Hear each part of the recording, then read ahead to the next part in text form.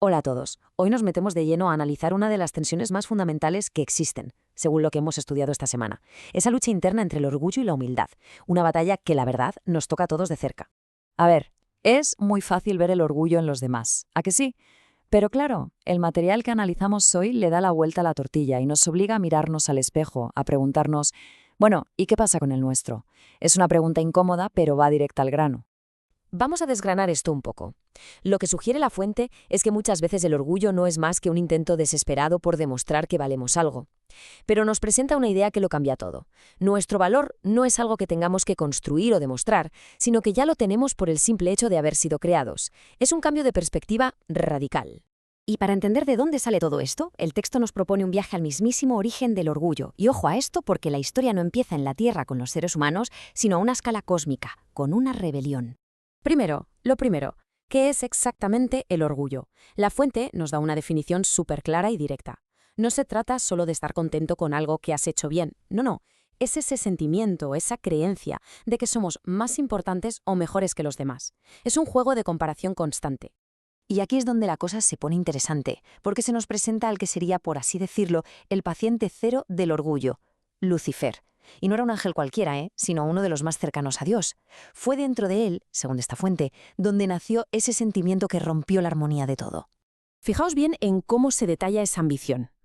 El texto saca del libro de Isaías estos 5 yo haré, que son, una auténtica declaración de guerra.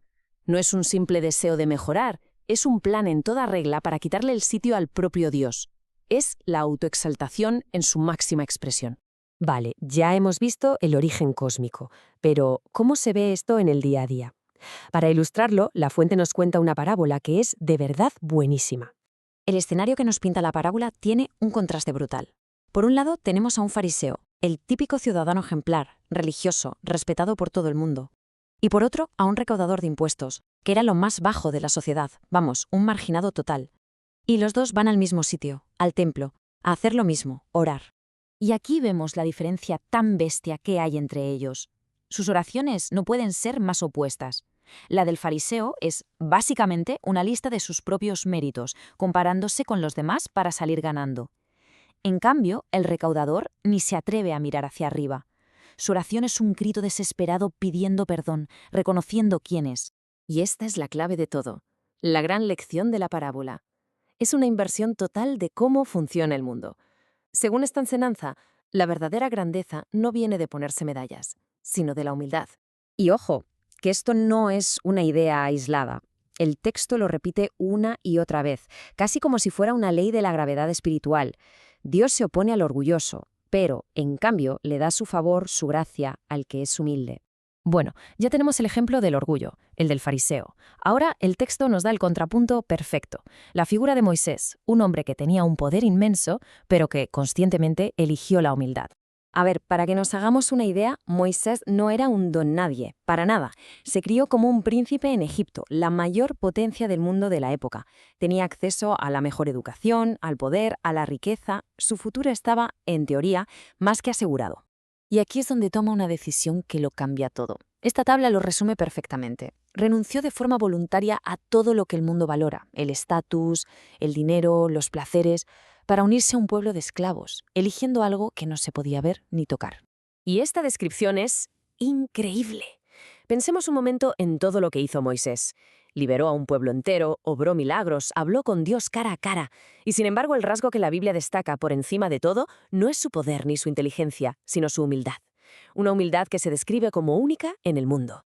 Y todo esto nos lleva al ejemplo definitivo que nos presenta la fuente. Si Moisés ya es un modelo impresionante, Jesús es presentado como la mismísima encarnación de la humildad, alguien que vino a poner patas arriba a nuestra idea de lo que significa ser grande. Es que es una pregunta superhumana, ¿verdad? ¿Quién es el más importante aquí? Pues resulta que hasta los discípulos más cercanos a Jesús cayeron en esa trampa. Se pasaban el día discutiendo sobre quién iba a tener el mejor puesto, buscando una jerarquía, un ranking de poder.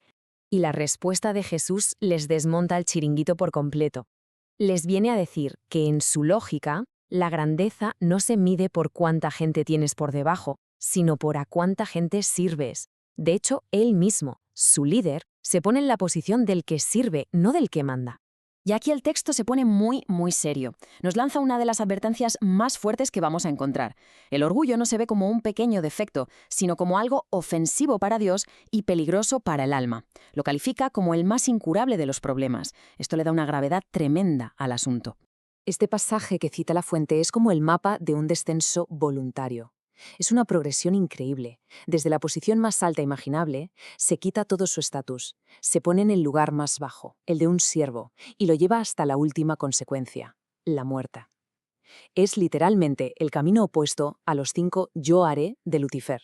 Así que al final, todo este análisis nos lleva a esto, a una elección fundamental.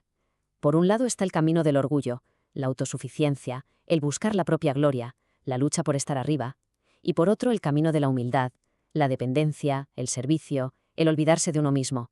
Son dos maneras completamente opuestas de vivir. Y con esta pregunta nos deja el material que hemos analizado. Una pregunta para que reflexionemos. No se trata de dar una respuesta rápida, sino que cada cual examine qué es lo que valora de verdad.